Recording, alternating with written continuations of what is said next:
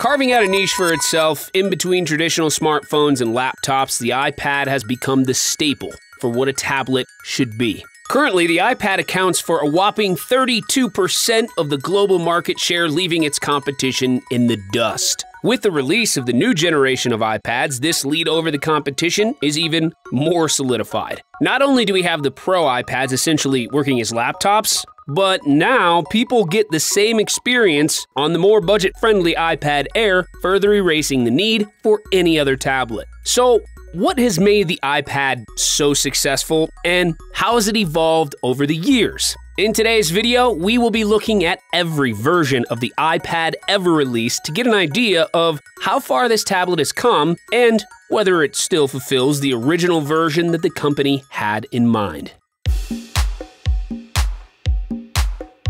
If you're an Apple fan, or even just a tech lover, then this is going to be a really interesting and in-depth video, so why not grab some snacks or a cup of coffee and let's dive right in. Any true tech enthusiast cannot forget that special day in 2010 when Steve Jobs unveiled the company's first tablet computer, the iPad. At the time, a lot of people laughed at the name, but in typical Apple fashion, they stuck with it and everyone eventually fell in line. The original iPad had a 9.7-inch screen, which surprisingly is still pretty much the same size that we see today. It also had a really innovative touchscreen interface and, of course, the beloved iPhone OS. The familiarity of the software made it a must-have for people who already loved the iPhone and wanted an Apple device in a bigger form factor.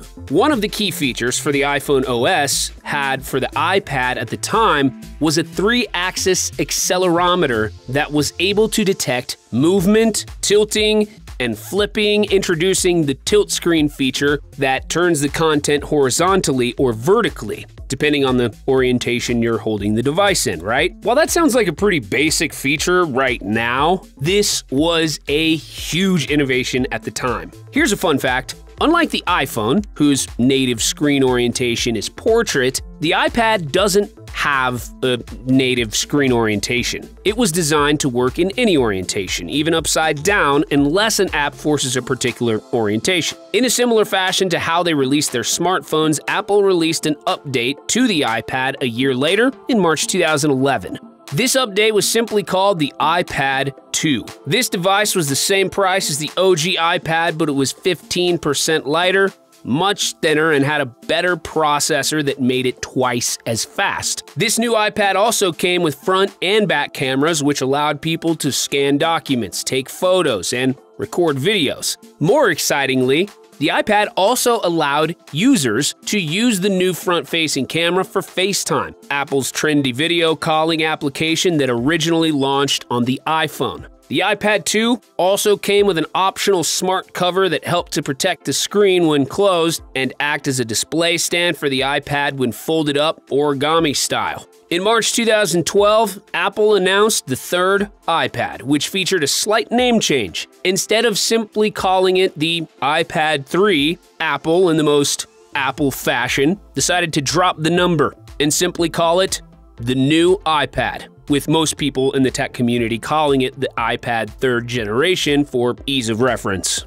In addition to this new name, Apple added its new high-def Retina display to the iPad and also increased the resolution to 2048 by 1536. This new screen, it had 4 times as many pixels as the screen on the iPad 2 in that same 9.7-inch form factor, bringing a very noticeable increase in screen quality. This was really celebrated by fans and critics alike, especially considering the fact that the iPad 3rd Gen costed the same as the iPad 2 and won on launch $499.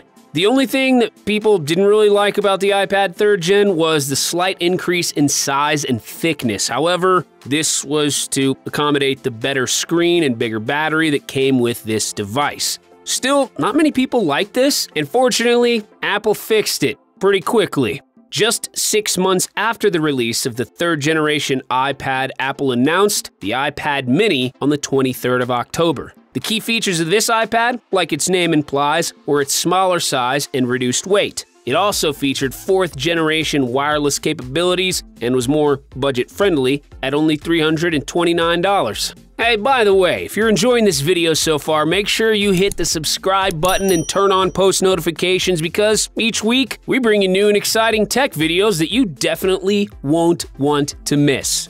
So, the iPad mini. It was literally half the weight and volume of the iPad 3rd gen. However, Apple narrowed down the bezels such that it was still able to provide 2/3 of the viewing area of its bigger brother. You also got the main features of the iPad 3rd gen with a faster processor, all in a smaller, more compact, and rugged design. It was truly the stuff of dreams. The only part where the iPad mini kind of fell flat was the screen. However, Apple quickly fixed that by releasing an updated version of the iPad mini with a Retina display a year later. This made the iPad mini the perfect iPad for a lot of people who didn't want to spend $500 on a tablet or just wanted something smaller and more portable. Apart from the updated version of the iPad mini, which didn't get an announcement in 2013, Apple also released the first iPad Air. Like all of Apple's Air products, the iPad Air was built to be a thin and light but still powerful iPad. To achieve this power, Apple put the A7 processor in the iPad Air, the first 64-bit processor in an iPad. This processor being 64-bit opened a world of possibilities for the device. People were no longer looking at the iPad as just an entertainment device, but thanks to the extra power, people started considering this an actual productivity tool. With speeds that clocked almost double of what the iPad mini clocked, the iPad Air was a true leap in computing power for the iPads. A year later, in 2014, Apple released a rather underwhelming iPad Air 2. This tablet was very similar to its predecessor, only slimming down the whole build and actually making the slimmest build you could get at the time. The iPad Air 2 also featured an upgraded A8X processor and an anti-reflective coating on its screen.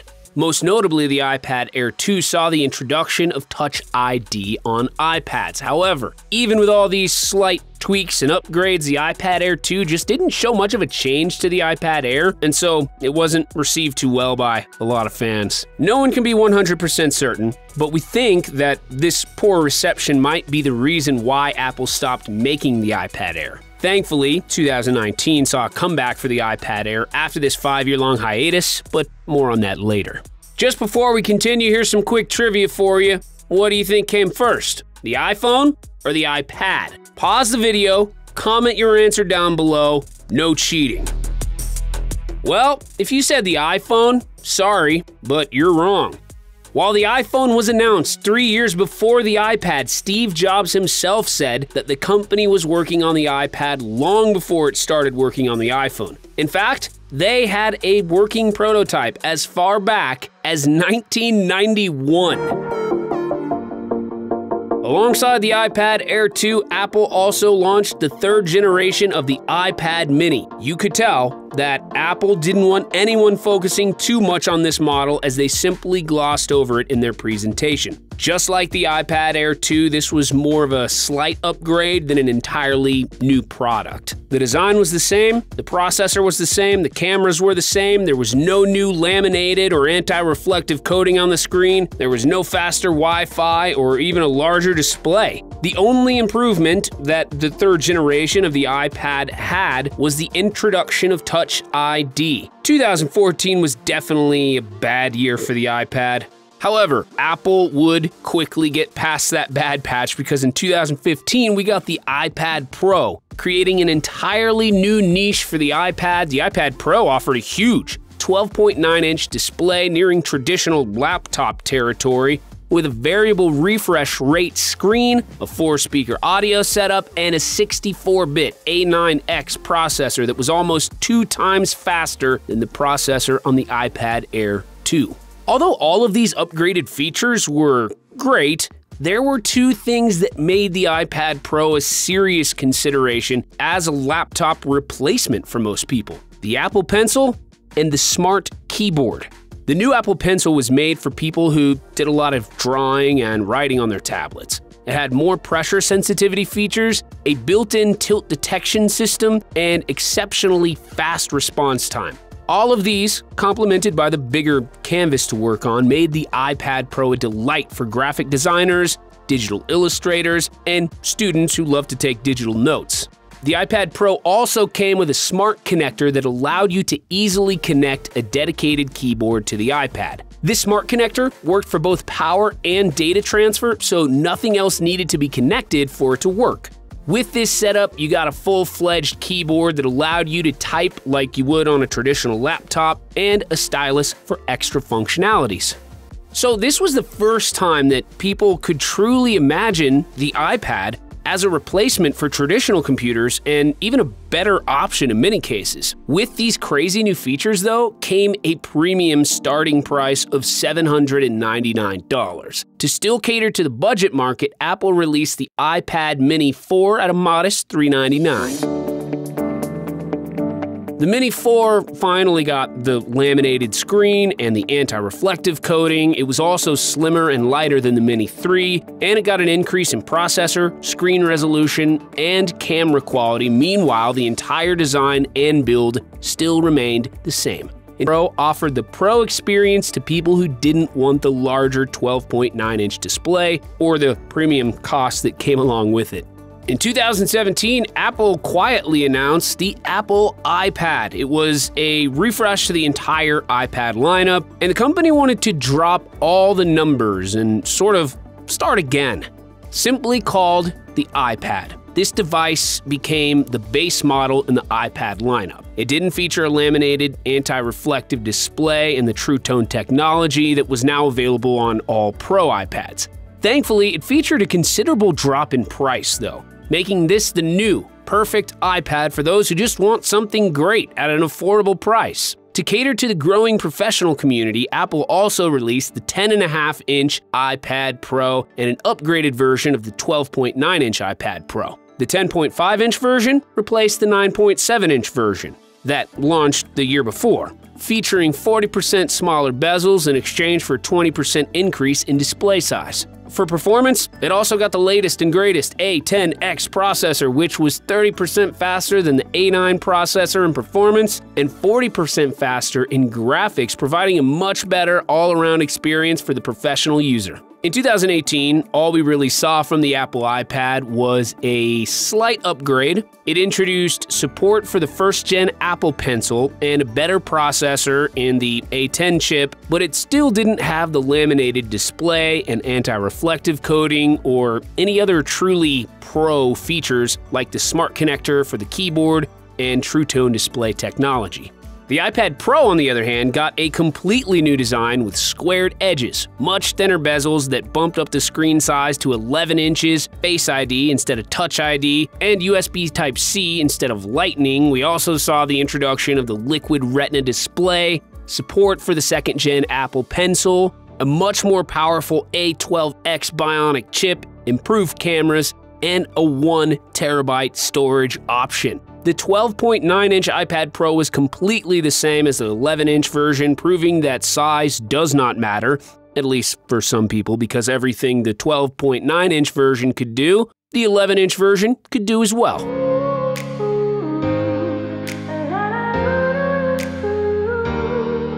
In 2019, Apple released 3 different iPads. First, they brought back the famous iPad Air.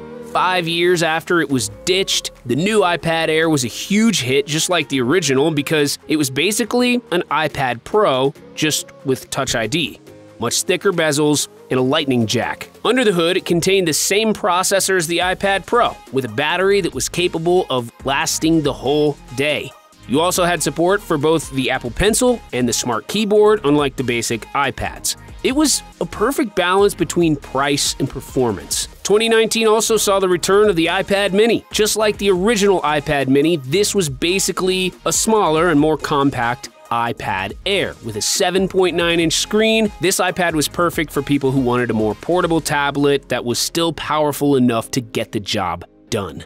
The last iPad released in 2019 was the 10.2-inch iPad that replaced the 9.7-inch version from 2018. Just like all of its predecessors, this tablet was stripped of every Pro feature, leaving a bare-bones tablet that provided an affordable option for people to get into the iPad ecosystem, especially with the new release of the iPad OS, which took the iPad to a whole new level in terms of work and productivity. And finally, in 2020, Apple announced 3 new iPads, with the new iPad Pro getting announced in the spring, and the iPad Air and entry-level iPad getting the shout at the end of summer. The iPad Pro didn't change physically compared to its predecessor, but it did get a bump in features and a huge performance boost. We also got a new camera design, tying to its smaller cousin, the iPhone. The entry-level iPad was also business as usual with the same design as its predecessor. However, it was the iPad Air that caught the attention of a lot of users.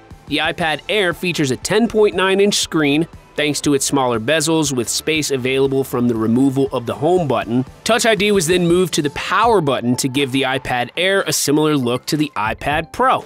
The iPad Air also featured a USB Type-C connector and support for both Apple's new Magic Keyboard and the Apple Pencil. All of this makes the new iPad Air a compelling product for most people, offering so many pro features at a fraction of the cost. We are still waiting for a refresh on the iPad Pro, and we are also looking forward to what Apple does with the iPad moving forward. The introduction of iPad OS and the Magic Keyboard shows a lot of promise, and honestly, the iPad is already replacing the traditional laptop for a lot of people, which means that Apple's vision is coming together quite nicely. Now, this may surprise you, but the iPad was actually adopted much quicker than the iPhone. While it took the first iPhone 73 days to sell 1 million units, it took the first iPad only 28 days. 10 years later, and people are still buying this tablet in the millions every single installment.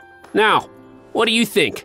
Let us know down in the comments section, and please subscribe and turn on the bell notification so you never miss an upload. If you enjoyed this video, here's a video on the history of the iPhone, which we think you'll enjoy. Thank you very much for watching. This has been Topical Tech. See you next time.